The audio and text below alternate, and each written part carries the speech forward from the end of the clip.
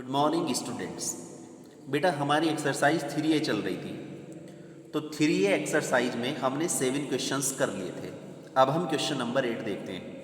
देखिए matrix A दिया है A बराबर 3 7 -2 1 और मैट्रिक्स B दिया है 2 3 -1 4।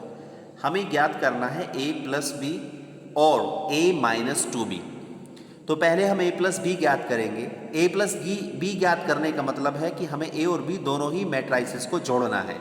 तो पहले हम मैट्रिक्स A लिखेंगे 7 3 -2 1 प्लस 2 3 -1 4। और जब हम इनको जोड़ेंगे तो जोड़ने का तरीका ये है कि करस्पॉन्डिंग एलिमेंट से जुड़ जाएंगे। 3 जो है वो 2 से जुड़ जाएगा, -2 जो है वो 3 से जुड़ जाएगा, 7 जो है वो -1 से जुड़ जाएगा और 1 जो है वो 4 से जुड़ जाएगा। इस प्रकार से हमारा A प्लस बी जो मैट्रिक्स है वो 5 1 6 5 आ जाएगा। उसके बाद सेकंड में हमें निकालना है A माइनस 2B।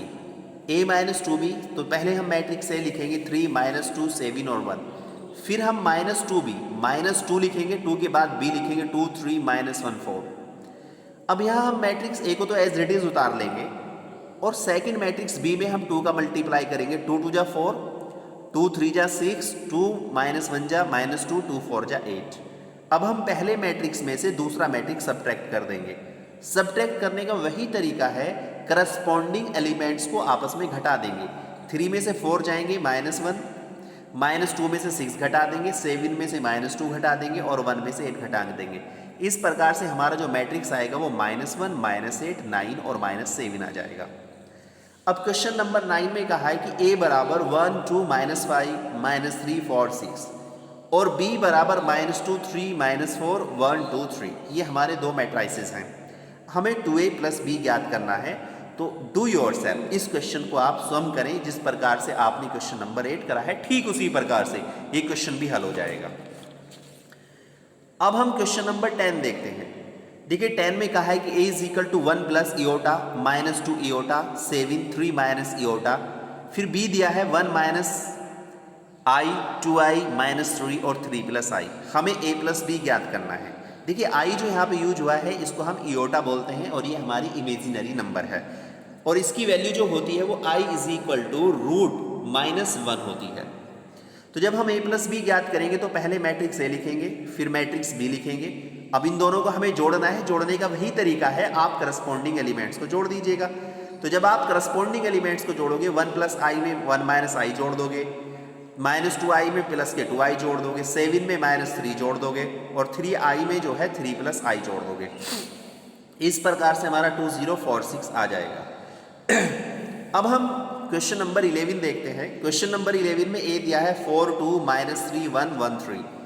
फिर B दिया है -1 3 0 2 2 -4। तो हमें 3A -4B ज्ञात करना है। तो 3A -4B जब हम ज्ञात करेंगे तो 3A -4B, A की वैल्यू रख देंगे, B की वैल्यू रख देंगे। 3 के अंदर मल्टीप्लाई कर देंगे प्रत्येक एलिमेंट में, 4 के अंदर मल्टीप्लाई कर देंगे प्रत्येक एलिमेंट में। उसके बाद जो रिजल्टेंट मैट्रिक्स आएंगे उन दोनों को आपस में सब्ट्रैक्ट कर लेंगे, करस्पॉन्डिंग एलिमेंट्स को आपस में घटा देंगे। 12 में से -4 जाएंगे तो ये 12 + 4 यानी 16 हो जाएंगे। इसी प्रकार से सभी एलिमेंट्स को आपस में सब्ट्रैक्ट कर देंगे। इस तरीके से हमारा 3A -4B आ जाएगा। उसके बाद देखते हैं हम क्वेश्चन नंबर 12। तो क्वेश्चन नंबर 12 में हमारे पास एक मैट्रिक्स A है, एक मैट्रिक्स हमारे पास 2 है, दोनों के ऑर्डर सेम है। हमें एक मैट्रिक्स C ऐसा चाहिए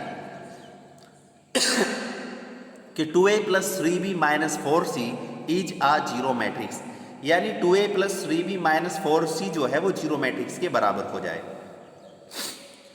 2 × A के स्थान पे हम A जो दिया है वो लिख देंगे, +3 × B के स्थान पे जो दिया है वो लिख देंगे, -4 × C के स्थान पे जो दिया है वो लिख देंगे और बराबर जीरो मैट्रिक्स।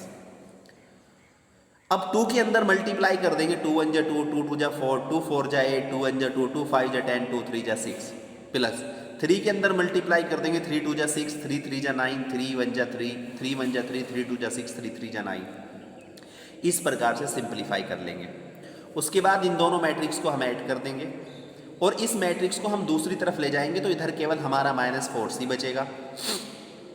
उसके बाद जब ये इधर जाएगा तो माइनस में हो जाएगा, इन दोनों मैट्रिक्स को हम ऑपरेट करेंगे, अर्थात एक दूसरे में से घटा के ये मैट्रिक्स आ जाएगा।